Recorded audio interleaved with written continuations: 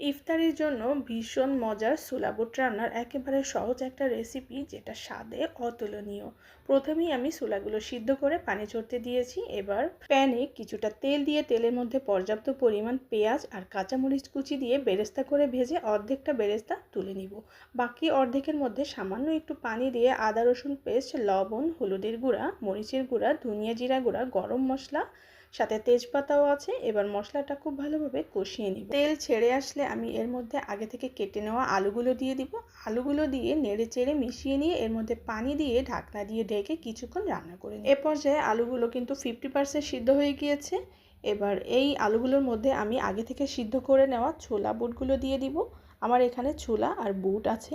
এটা নেড়ে চেড়ে এর মধ্যে আরও অ্যাড করে দিব একটা টমেটো কুচি। টমেটো কুচি দিয়ে নেড়ে চেড়ে মিশিয়ে নিয়ে এর মধ্যে পরিমাণ মতো পানি দিয়ে ঢাকনা দিয়ে ঢেকে পানি শুকিয়ে যাওয়া পর্যন্ত রান্না করে নিব। নামিয়ে নেওয়ার আগে অ্যাড করে দিব কাঁচামরিচ ফালি, ধনিয়া পাতা এবং সেই বেরেস্তাগুলো। ব্যাস, তৈরি হয়ে গিয়েছে মজাদার স্বাদের ছোলা বুট রান্না। এবার সার্ভ করে নিন গরম গরম। আল্লাহ হাফেজ।